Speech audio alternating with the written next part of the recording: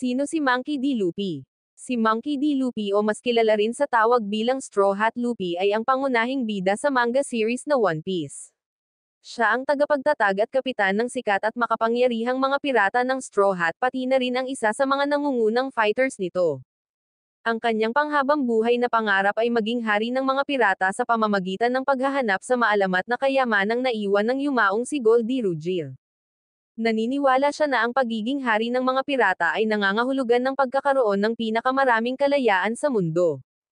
Ipinanganak sa Fuchsia Village. Aksidenteng nakain ni Luffy ang Gomu Gomu no Mi sa edad na 7, dahilan upang maging goma ang kanyang katawan.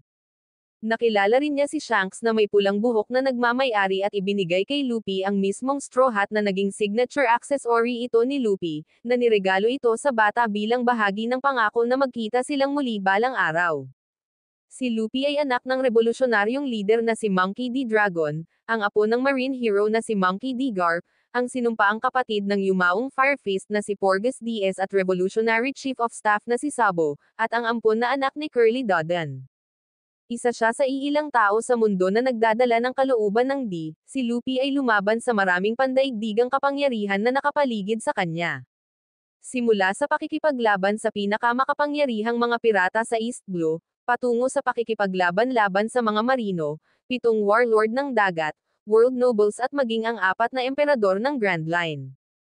Lumalabas na nanalo sa karamihan ng mga laban na ito, ang tagumpay at pamana ni Luffy ay naging dahilan upang siya ay ituring bilang isang mapanganib na tao sa hinaharap.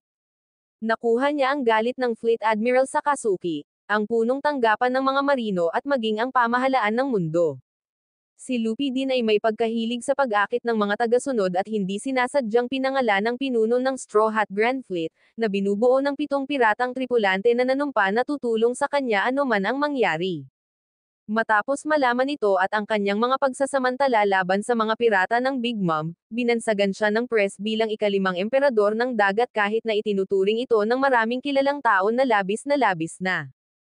Ang mga gawaing ito bukod sa iba pang mga bagay ay nagbigay sa kanya ng kanyang kasalukuyang pabuya na 1,500,000,000 bari.